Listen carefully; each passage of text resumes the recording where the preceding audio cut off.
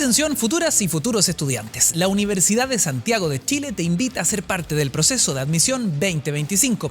Con 72 carreras de pregrado, becas, beneficios y servicios, esta es tu oportunidad para asegurar un futuro lleno de posibilidades. Explora las distintas vías de ingreso y postula a la USACH. Para más información, visita admisión.usach.cl. Tu futuro empieza aquí. En la USACH, atrévete. Luego de una gran jornada eleccionaria donde Chile volvió a elegir en segunda vuelta, en balotaje, a los 11 gobernadores regionales en distintas gobernaciones del país, valga la redundancia, retomamos nuestro programa habitual acá en el Chile que viene, por todas las plataformas y pantallas de Súbela y Súbela News. Hoy queremos dronear la actualidad y queremos analizarla a través de este potente ensayo que lleva por título Democracia Muerta, Chile, América Latina y un modelo estallado, publicado por Editorial Planeta y firmado por el doctor en Ciencia Política académico, además de la Escuela de Gobierno de la Pontificia Universidad Católica, Juan Pablo Luna. Juan Pablo, gracias por acompañarnos hoy. ¿Cómo estás? Muchas gracias, Ignacio, por la invitación.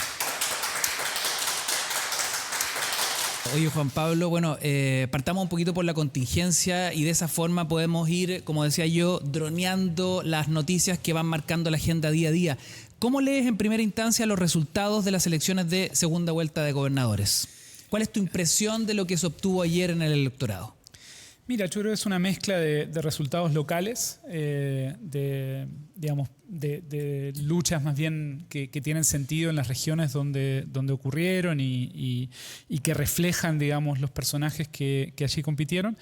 Y luego, obviamente, digamos, hay en ciertas carreras, o hubo en ciertas carreras, un trasfondo más partidario, menos personalizado, menos personalista, digamos, de la elección.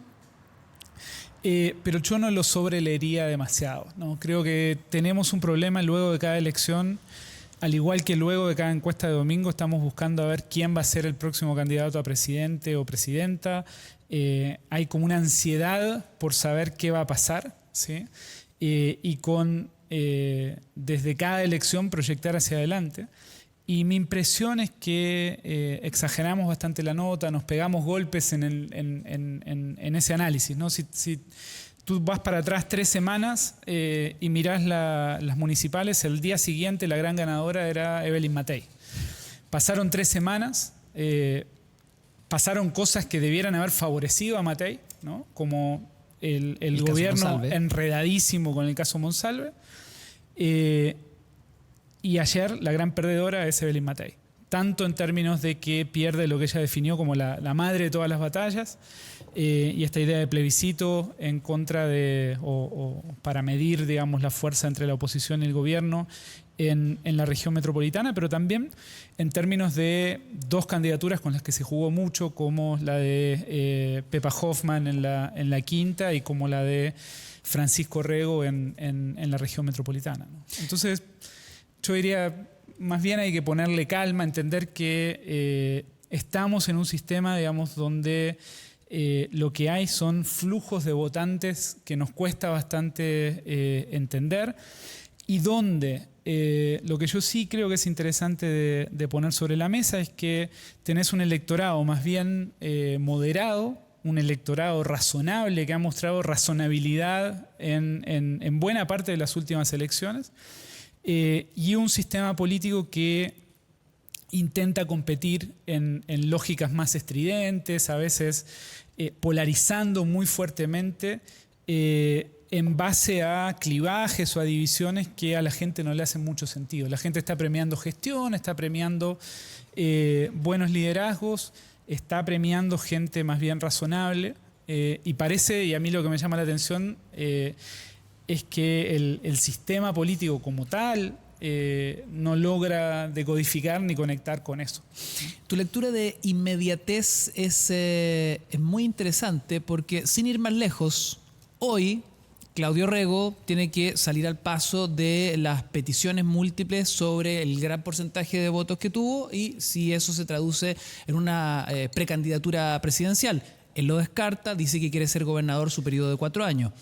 Al otro lado aparece el histórico de Renovación Nacional, Carlos Larraín, planteando una precandidatura presidencial para Francisco Rego, el perdedor en la gobernación metropolitana, pero al mismo tiempo tildado como una estrella por Evelyn Matei, donde uno entiende, ¿no?, que nace una figura política que, a pesar de haber perdido, ese capital hay que utilizarlo en algo, ¿no? Y creció mucho más de lo que ellos mismos esperaban, ¿no? O sea, yo creo que también lo que hay que entender en términos como de mirar más allá del resultado puntual de anoche, ¿sí? O sea, lo que voy yo, que en pocas horas emergen dos precandidaturas presidenciales, Claro, a pesar de los mismos candidatos que dicen ambos, ¿no?, en lo que están de acuerdo, es que ninguno de los dos quiere ir allá. Y a pesar del resultado, si nosotros vamos de nuevo 3 semanas para atrás, antes de la elección de la primera vuelta, se esperaba que Orrego arrasara, ¿no?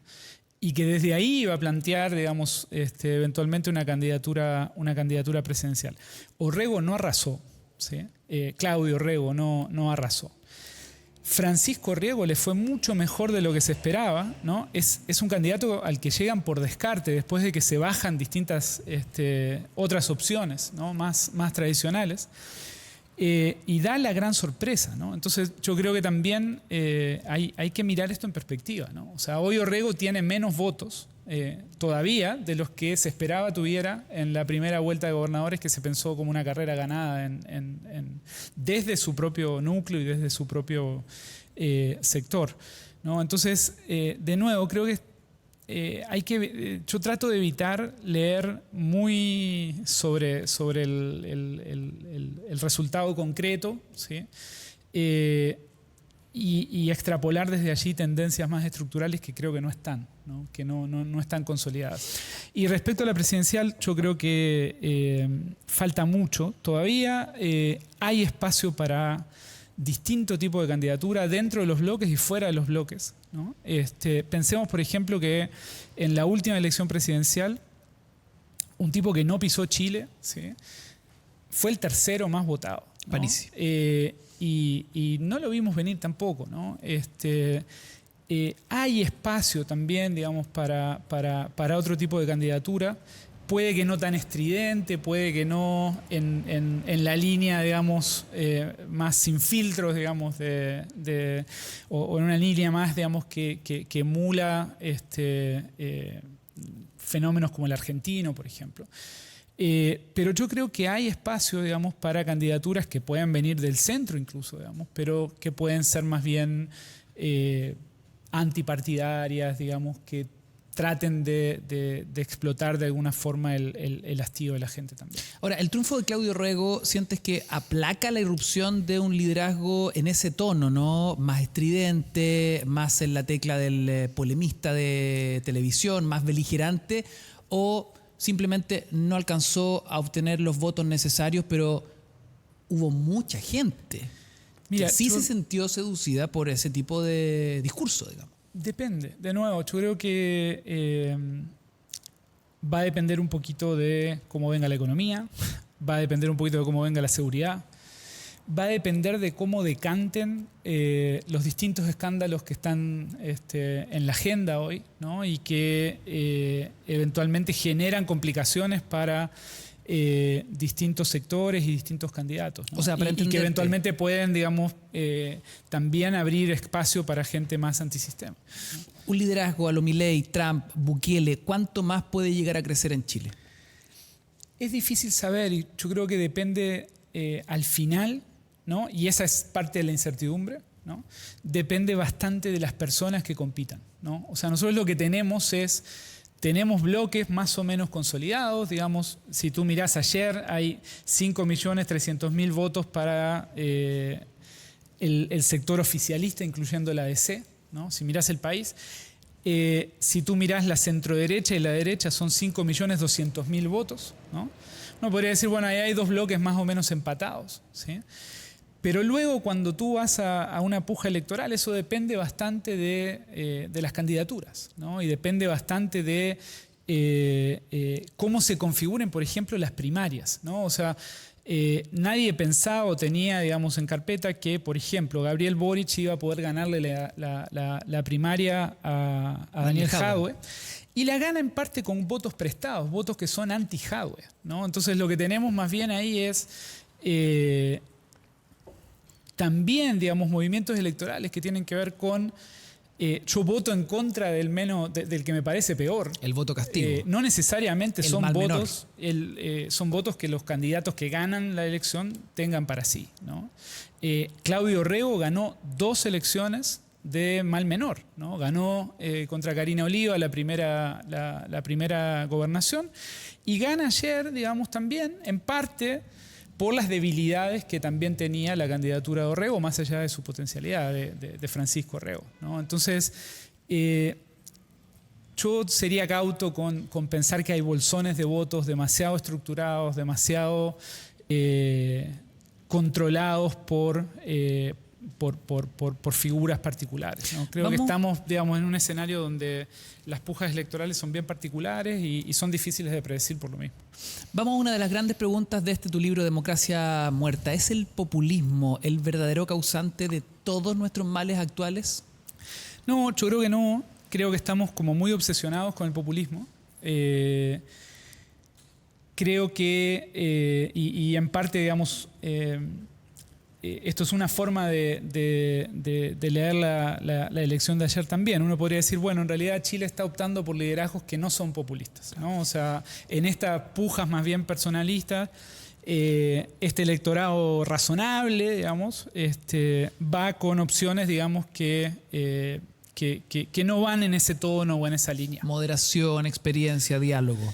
Pero lo que uno ve, digamos, si amplía un poco el foco y si mira más allá, digamos, de los casos donde irrumpen los populistas y tienen éxito los populistas, es que en muchas partes del mundo y en América Latina, lo que se da es una alternancia permanente, ¿sí?, entre liderazgos que, si bien ganan elecciones, cuando tienen que gobernar son bastante incapaces para mover la aguja, para consolidar liderazgos, para traspasar ese liderazgo a sus delfines, ¿no? Entonces,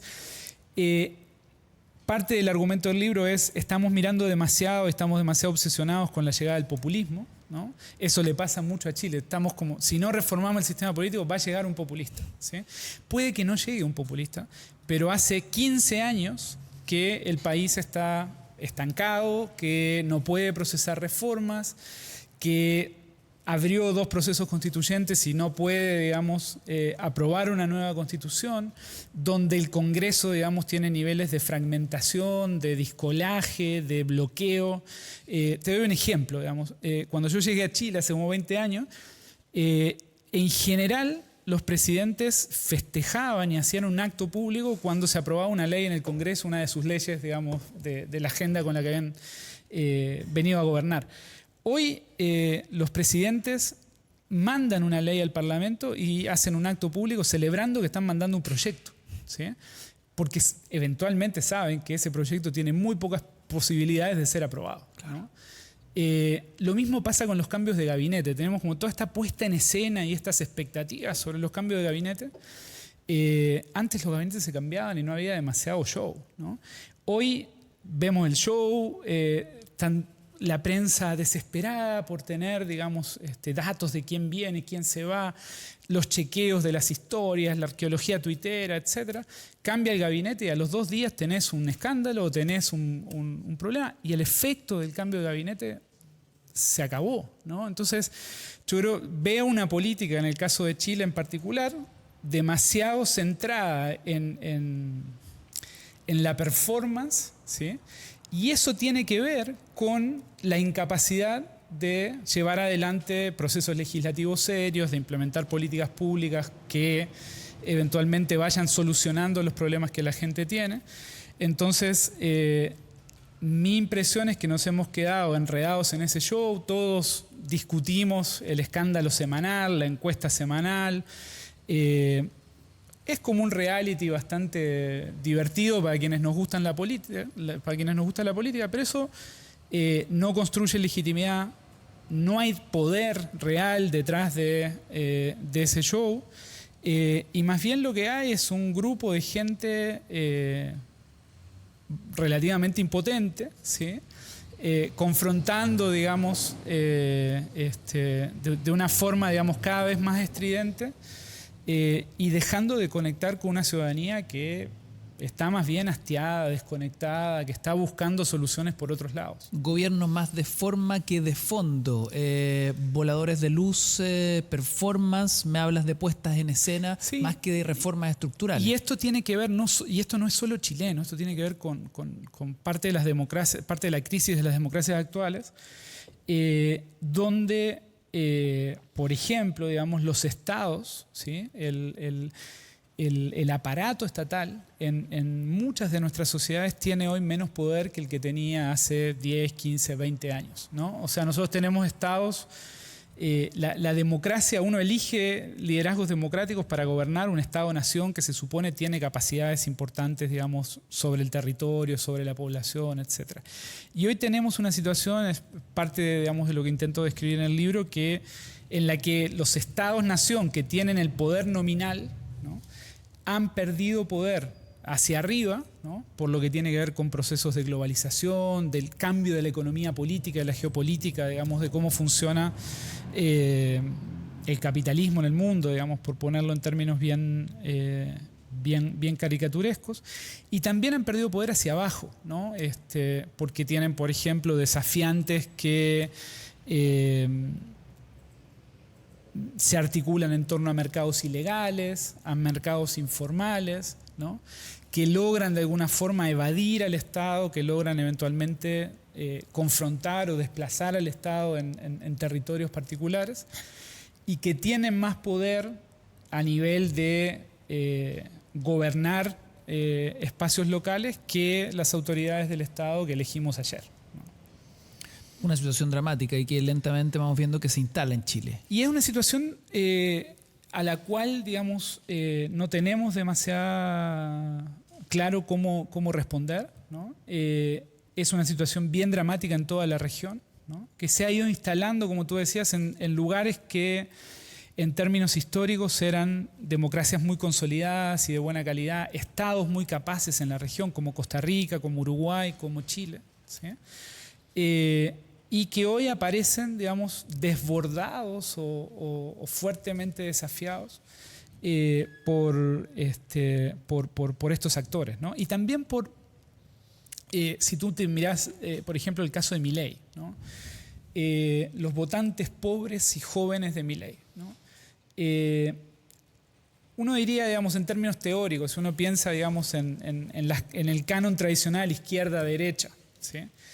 Uno diría, bueno, los jóvenes pobres que viven en las villas argentinas, ¿sí?, debieran ser los primeros en esperar que el Estado venga y solucione cosas, que venga y les entregue capacidades que no tienen, ¿no?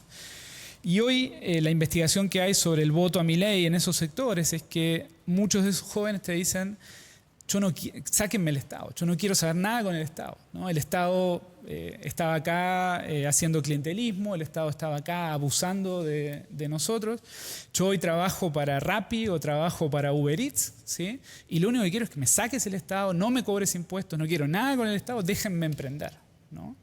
Entonces, eso plantea un desafío para, por ejemplo, liderazgos de izquierda que dicen, bueno, la forma, digamos, de resolver los problemas de la sociedad y de mejorar, digamos, la vida de esa gente a la cual eventualmente queremos representar es vía la llegada del Estado y la protección estatal. Bueno, tus votantes potenciales te están diciendo: no quiero saber nada con el Estado, ¿no? Bueno, ese es un problema grande para la democracia, ¿no? Porque a su vez la institucionalidad democrática está anclada en la soberanía del Estado, ¿no? Y esa soberanía del Estado en muchos territorios es una soberanía que está comprometida, que está constreñida.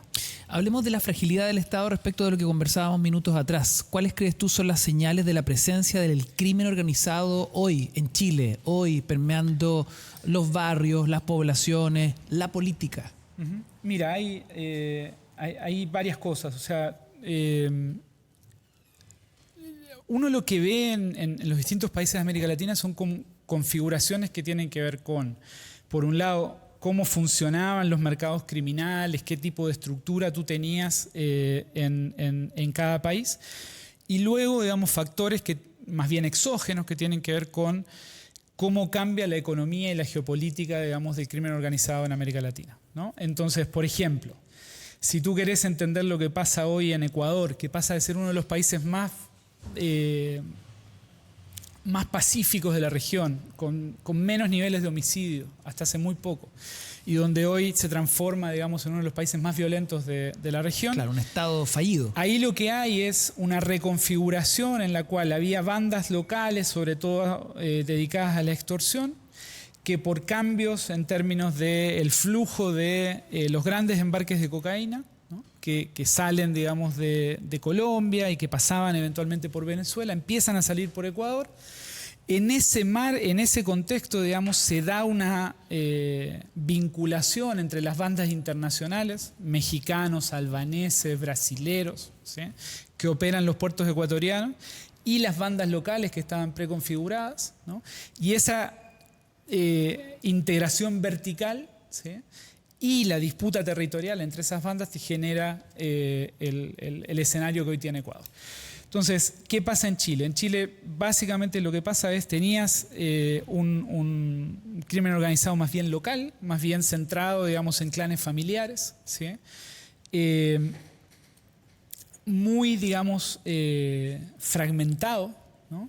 Bandas, digamos, más bien pequeñas, de contexto más bien barrial. Y en los últimos años lo que ha empezado a pasar, digamos, es que hay más competencia a nivel territorial. Esa competencia ha sido estimulada también por la llegada de bandas extranjeras, ¿sí?, que en un principio, en algunos casos, empiezan a ser utilizadas por las bandas locales como fuerza de choque, y que luego empiezan a confrontar eventualmente territorio. Por una diversificación de negocios, ¿no? A mí lo que más me preocupa hoy en Chile no es tanto el narcotráfico, sino la multiplicación de esquemas extorsivos, ¿no? La extorsión, digamos, te destruye, digamos, el entramado social, ¿no? Y además la extorsión, porque tiene menos renta, genera menos capital y menos ganancias que el narcotráfico, requiere más bien control territorial, y eso también escala, digamos, la violencia, tanto la violencia por la competencia en el tratar de consolidar ese control territorial, como la violencia hacia la población que está siendo subordinada en ese tipo de esquemas, ¿no? Y al mismo tiempo Chile también empieza a ser los puertos chilenos, ¿sí?, la frontera chilena, empieza a ser puerto de salida para grandes embarques de droga, ¿sí?, que mueven organizaciones internacionales que no están necesariamente vinculadas todavía con el crimen organizado local, pero que empiezan a generar flujos de dinero importantes, ¿sí? No generan homicidios, ese tipo de crimen organizado genera mucha plata y poca violencia, ¿sí?, pero genera un influjo de recursos que eventualmente empiezan a infiltrarte la política, que empiezan a infiltrarte la institucionalidad del Estado, ¿no? Porque en ese tipo de negocio lo que se hace es más bien comprar, que las autoridades miren para el costado, que no regulen cierto tipo de actividades, que no persigan esquemas de lavado, que son relevantes para limpiar la plata que proviene de ese negocio, ¿no? ¿Chile está en condiciones de atajar ese esquema o es ingenuo verlo así hoy en un 2024? Yo creo que no hay país que hoy tenga capacidad de atajar un fenómeno como ese. En parte por la debilidad de los estados con que contamos. Si vos te fijás hoy en Europa, Holanda, Bélgica, Suecia, ¿sí? Suecia, cuna de la socialdemocracia y del estado de bienestar europeo, tiene problemas serios con las bandas, ¿no? Los sicarios de Malbomo, por ejemplo, operan en toda Europa, ¿no? Y son básicamente creados en el contexto sueco. Hoy hay esquemas extorsivos. Una de los negocios que desarrollan en Suecia las bandas de crimen organizado tiene que ver con extorsionar pensionados y jubilados del welfare state y apropiarse de los beneficios que les paga el estado de bienestar sueco, ¿no? Entonces lo que tú ves son manifestaciones que tienen que ver con el contexto específico de cada país, pero en las cuales incluso estados muy fuertes, ¿sí?, empiezan a tener problemas para lidiar con este tipo de esquemas. Entonces estamos en un contexto en el cual a nivel global la economía formal está media parada. Es probable que en los próximos años tengamos también un enlentecimiento del crecimiento económico. Ya estamos sufriendo eso y hay quienes lo pronostican también asociado a la guerra comercial de Trump, por ejemplo. Todo esto independiente del gobierno de turno. Sí, o sea, hay ahí, digamos, un enlentecimiento de la economía legal, ¿no? Y hay una expansión relativa de los mercados ilegales en todo el mundo, ¿no? Y la verdad es que no tenemos mucha idea de cómo atajar eso, ¿no? Algo que a mí sí me parece importante decir respecto a las particularidades del caso chileno es que, y en esto yo hago una comparación con Uruguay, digamos, un país, digamos, que conozco bien y en el cual, digamos, estoy trabajando con el mismo tipo de actores que trabajo acá, digamos, en términos de investigación. Lo que a mí me preocupa más del caso chileno es la fragmentación institucional, ¿no? Vos en Chile, el problema fundamental que tenés en términos del lado del Estado, ¿sí?, es que los actores que trabajan sobre el fenómeno de la ilegalidad, del crimen organizado, suelen estar compitiendo entre ellos, no compartiendo información, no logrando coordinar demasiado, ¿no? Estoy hablando de Fiscalía, PDI, Gendarmería, Carabineros, ¿no? Ministerio del Interior. Digamos, uno lo que ve, digamos, de afuera es mucha competencia interinstitucional y mucha fragmentación, ¿no? Y eso es un festín, digamos, para quienes quieren prosperar en los negocios ilegales en un país como Chile, ¿no? O sea, un Estado desorganizado lucha contra un crimen organizado. Por ejemplo, o sea, no tenemos todavía datos unificados, ¿no?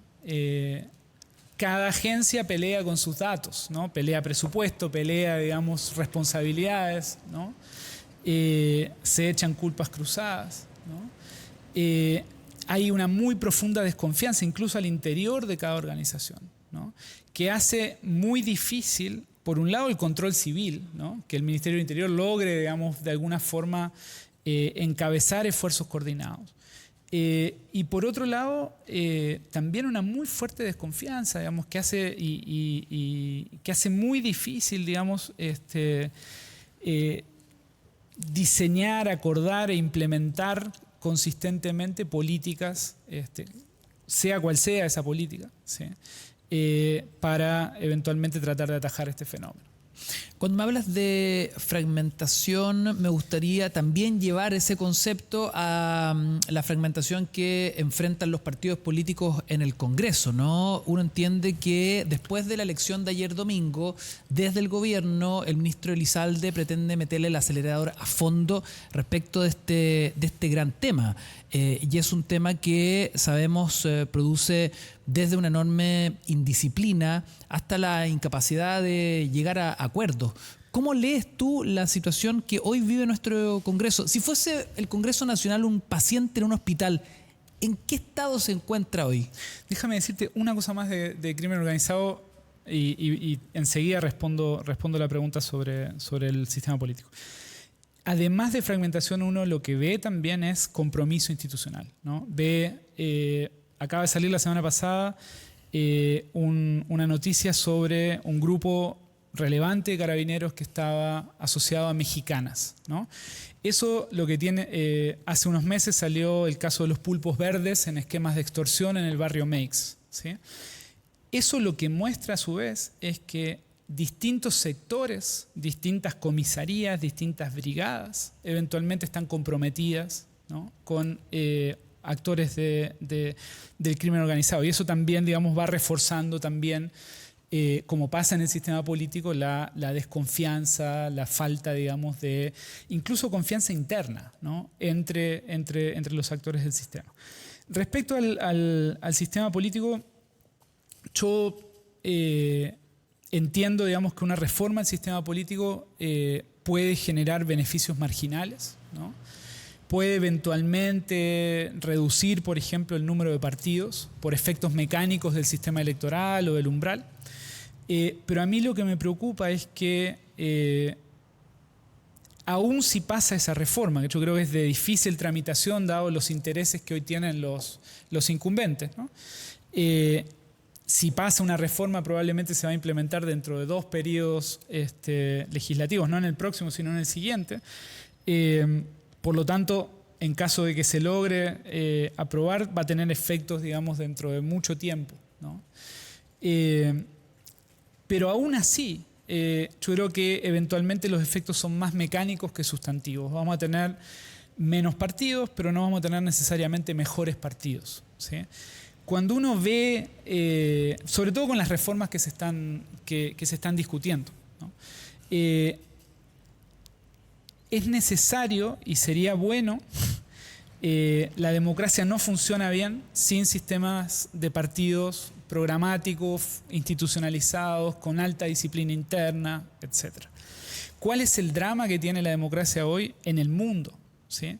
Es que no importa el sistema electoral que tú tengas, los partidos políticos que concentraban buena parte, digamos, de las adhesiones electorales, que lograban de alguna forma articular y representar el conflicto en las sociedades de hace 20, 30, 40 años, esos partidos se nos han ido cayendo y se nos han ido perdiendo, ¿sí? Y hemos construido nuevos partidos, hemos apostado a nuevos partidos. Nosotros con un colega hicimos este cálculo, algo así como 300 y pico de partidos nuevos en América Latina en los últimos 30, 40 años. De esos partidos, el 5% sobrevive la primera elección, ¿no? El 95% de los partidos no logra pasar de una elección, ¿no?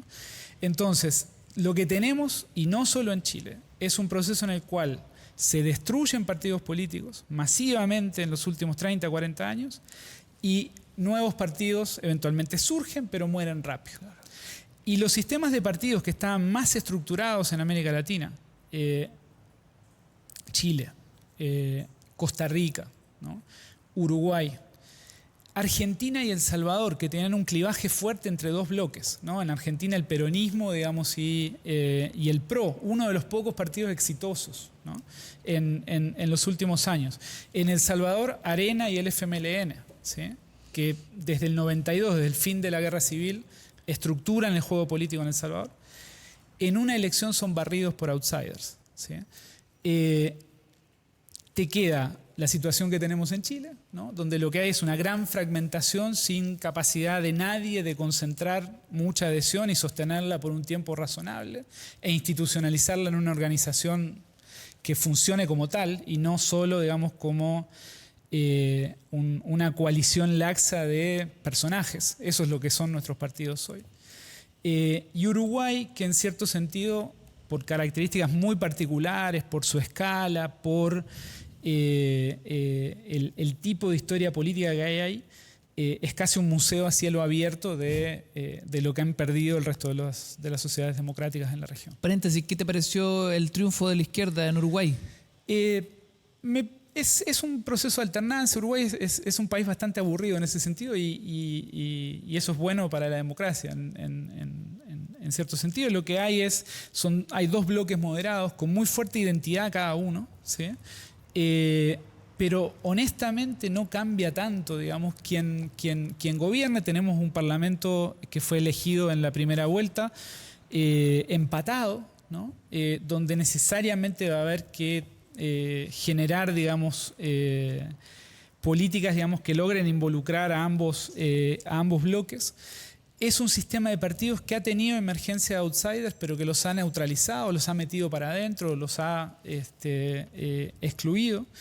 Y en ese sentido, digamos, yo lo que veo ahí son más bien 2 bloques de centro izquierda y de centro derecha que eventualmente alternan, ¿no? pero sin demasiada estridencia. El problema de Uruguay es un problema de escala, o sea, mucho de lo que pasa en Uruguay termina dependiendo de lo que pasa en el mundo, de lo que pasa en los países vecinos y menos, digamos, de decisiones que... Uruguay tiene que ser prolijo, es prolijo, tiene acuerdos, por ejemplo, bien consolidados en términos de gestión macroeconómica, que no estaban hace 20 años, pero que hoy están bien consolidados. Y por tanto, hay matices, ¿sí? en esa alternancia, pero no son matices demasiado radicales. Volviendo a Chile, ¿qué te pareció, por ejemplo, la idea que desliza el senador Ricardo Lagos Weber, esto de fusionar el Partido Socialista con el PPD? Volvemos al gran tema de la fragmentación en el Congreso y una reforma al sistema político. Mira, yo creo que, de nuevo, está bien, ¿no? Por ejemplo, digamos, la fusión de los partidos del Frente Amplio reduce automáticamente la fragmentación, porque antes tenías 3 partidos y hoy tenés uno solo, que es el Frente Amplio, ¿no? Lo mismo puede pasar si los socialistas y el PPD se fusionan. Pero el problema es que en realidad esos partidos más bien son vehículos electorales, ¿no? Se llaman partido en el CERVEL, ¿sí? Pero son alianzas de personajes, ¿no? Que tienen una cantera electoral propia, ¿no?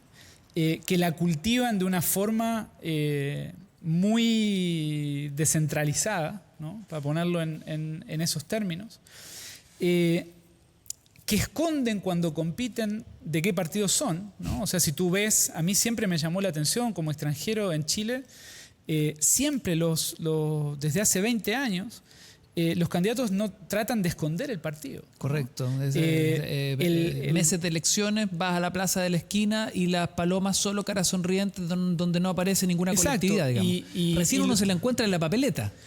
Claro, pero no connota mucho, ¿no?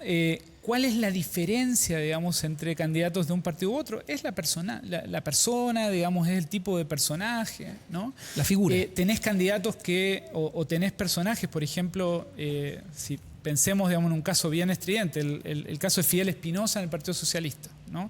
No sé si renunció o no a estas alturas al Partido Socialista, digamos, pero uno, digamos, ve cómo funciona Fidel Espinosa y dice, ¿cuál es el peso del partido en las opciones que toma esta persona? Claro, la agenda propia. En el discurso, en la agenda que desarrolla, ¿no? Entonces, y los partidos están llenos de esos personajes, ¿no?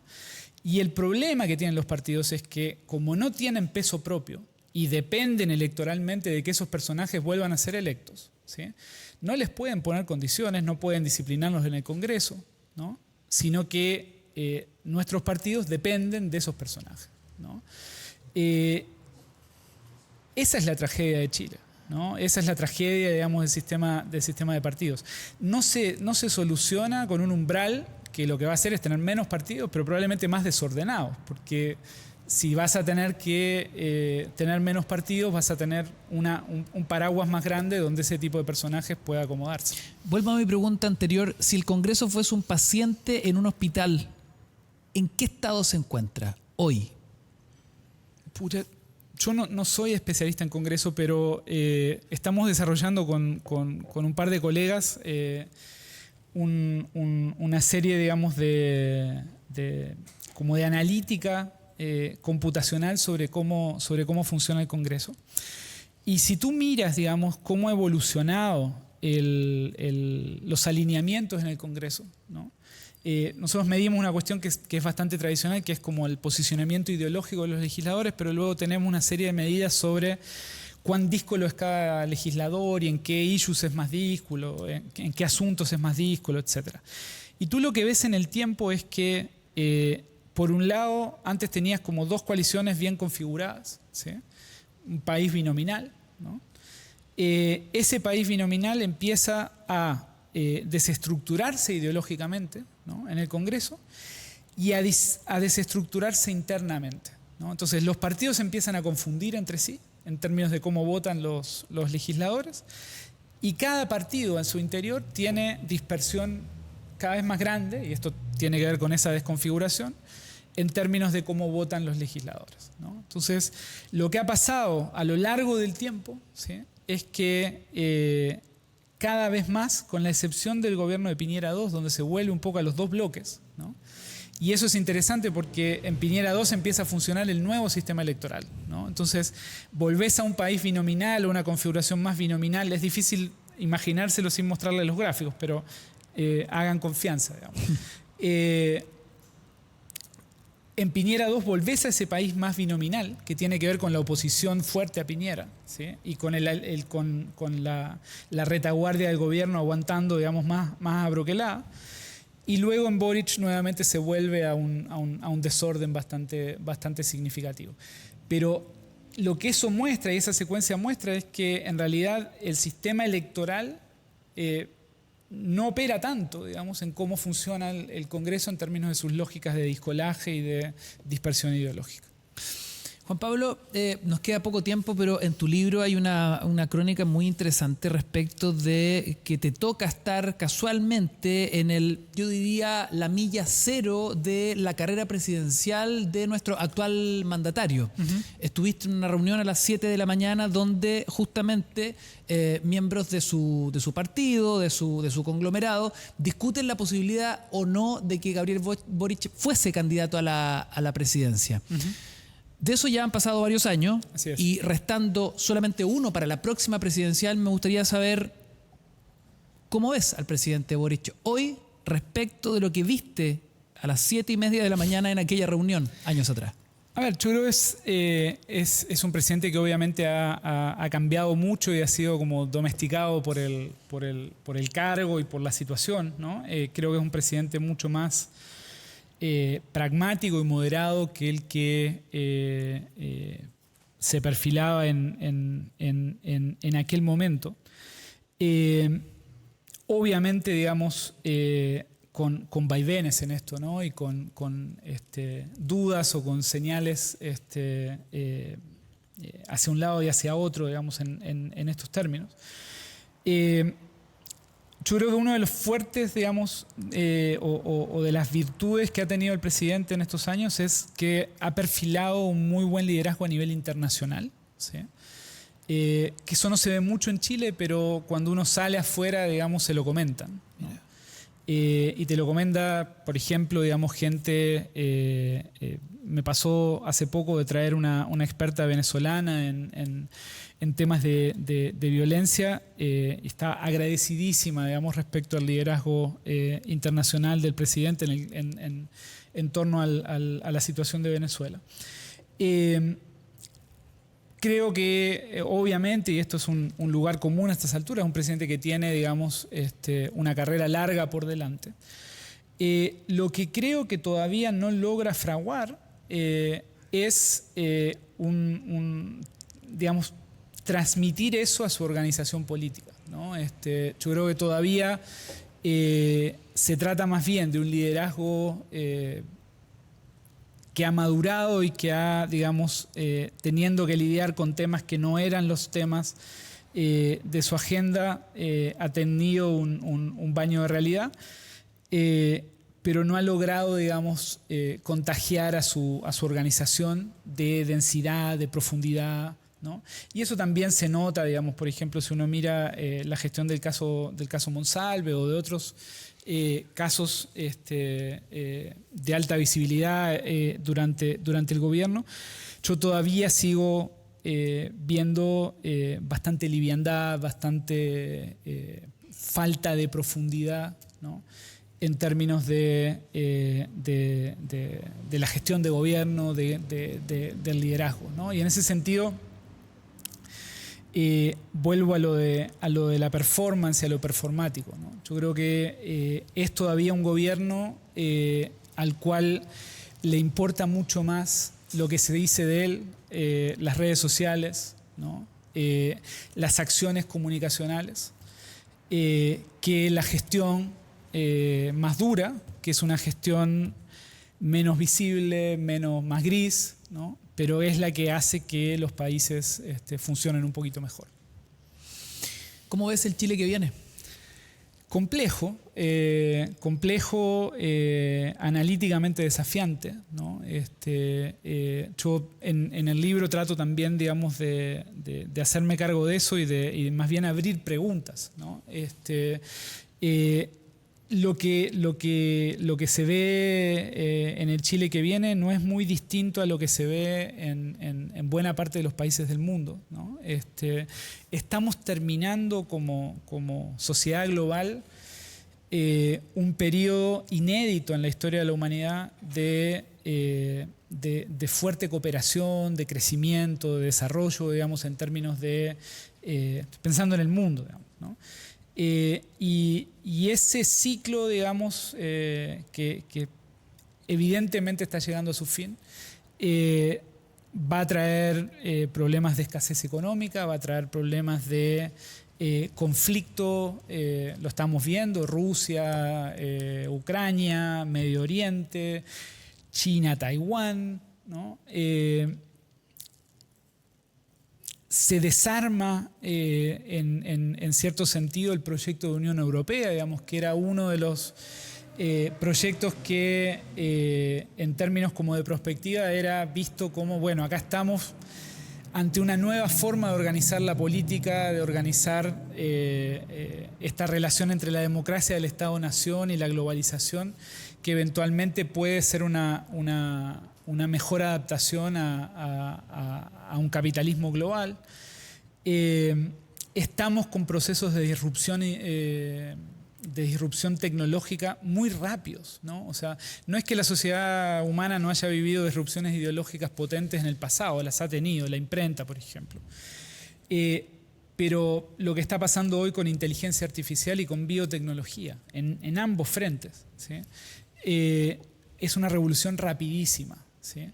Y por tanto la capacidad de adaptarnos a las externalidades negativas, a las consecuencias negativas que eso tiene, está desafiada, ¿no? Entonces yo creo que todo eso eventualmente también aterriza en Chile, ¿sí? En un contexto en el que Chile tiene un pasado relativamente feliz si se compara con la región, ¿no? Era un modelo de desarrollo posible para la región, ¿no? Y ese modelo perdido, ¿no? También de alguna forma contamina el sistema político, contamina a las élites, ¿no? Que eventualmente sueñan con esta idea de volver al día anterior del estallido, ¿no? Pensando que ahí es cuando se jodió Chile, ¿no? Y yo creo que eso es más bien una utopía, ¿no? En el mundo que estamos viviendo, en el tipo de estructura social que hoy tiene Chile, en el contexto de las debilidades institucionales que tiene el Estado chileno, y en el contexto de la falta de raigambre social que tiene la política chilena hoy, ¿no? Entonces, creo que hay que asumir que es un Chile más complejo, ¿no? Hay que tratar de hacerse cargo de ese diagnóstico y eventualmente desde ahí, ojalá, digamos, con bastante creatividad y con bastante humildad, tratar de buscar soluciones que van a ser parciales, que van a ser eventualmente desafiadas por nuevos eventos, que logren, digamos, mejorar en los márgenes lo que hoy tenemos. Juan Pablo, sin duda, enormes desafíos por delante. Pueden mientras buscar Democracia Muerta, Chile, América Latina y un modelo estallado, publicado por Editorial Planeta, disponible hace ya un buen tiempo en librerías. Doctor en Ciencia Política, académico de la Escuela de Gobierno de la PUC, Juan Pablo Luna, muchas gracias por estar hoy día con nosotros. Mil gracias, Ignacio. Hasta la próxima. Ustedes pueden revisar las veces que quieran nuestros capítulos completos y todos nuestros cortes y destacados a través de las plataformas de Súbela y Súbela News. Será hasta una próxima entrega.